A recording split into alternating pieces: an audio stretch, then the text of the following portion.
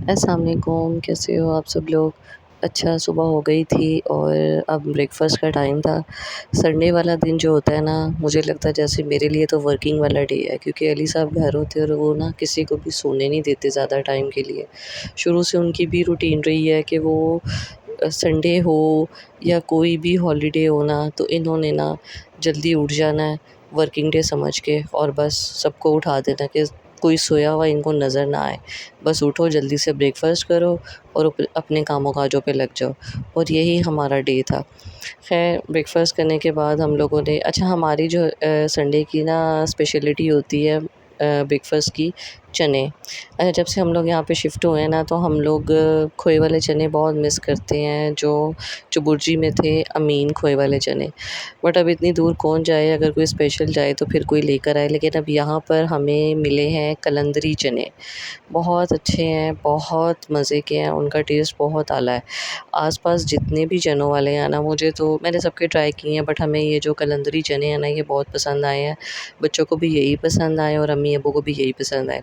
अच्छा, संडे का डे था तो हम लोगों ने ब्रेकफ़ास्ट के बाद बस सफाइयाँ वगैरह की, मशीन लगाई हुई थी, गर्मी इंतहा की थी, तो मैंने अम्मी को बोला कि ना जैसे ही मशीन वगैरह हम लोग फ्री करते हैं, उसके बाद आज छत भी वॉश कर लेते हैं। तो अम्मी ने कहा अभी डे में तो हम लोग नहीं करेंगे, हम लोग आफ्टर असर जाके कर लेंगे। मैंने कहा चलिए ठीक है, क्योंकि वाक़ई सन रेज़ इतनी ज़्यादा थी ना कि खड़ा नहीं हुआ जा रहा था। ख़ैर, अब अली और बच्चे जो थे वो बाहर गाड़ी और अपनी वो स्कूटीज़ वग़ैरह वॉश करने लग गए, तो मैंने इनको कहा कि ना मैं जल्दी से कपड़े रेडी कर लेती हूँ, आप लोगों ने अंदर आके सबसे पहले शॉवर ही लेना है। मैं कपड़े प्रेस करने लगी। अच्छा, मेरे पास अगर टाइम हो ना, तो मैं क्या करती हूँ, मैं कपड़े और निकाल के ना वो प्रेस कर लेती हूँ। अच्छा, जब बच्चे छोटे-छोटे थे ना, मेरे पास तब टाइम होता था, ये सोते थे, तो मैं जितने भी कपड़े वॉश होके आते थे ना, वो मैं विदाउट आयरन कभी भी वार्डरोब में नहीं करती थी हैंग। मैंने लाज़मी सारे कपड़े आयरन कर लेने होते थे। अब जब से बच्चे बड़े हुए हैं ना, तो इनकी जो है ना शरारतें और इनके साथ ड्यूटीज़ बड़ी टफ़ हो गई हुई हैं। तो मैं अगर कोई काम करने लगूँगी, किसी भी काम में एंगेज होंगी, या इनकी लड़ाई शुरू हो जाएगी या इनको कोई चीज़ चाहिए होगी, तो बस फिर मैं उस टाइम मेरा ध्यान फिर हट जाता है उस चीज़ से, और मैं कहती हूँ कि नहीं, अब मुझे आदत है कि मैं अगर कोई एक काम कर रही हूँ ना, तो मैं सुकून से करूँ, मुझे कोई इंटरप्ट ना करे। मैं अपना काम जब तक वो वाइंड अप ना कर लूँ, लेकिन ये करने नहीं देते। अब ख़ैर, मैंने कहा चलो ये बाहर लगे हुए हैं ना, मैं 1-2 सूट अपने भी प्रेस करके हैंग कर लेती हूँ और बच्चों के भी कर लेती हूँ और अली के भी कर लेती हूँ।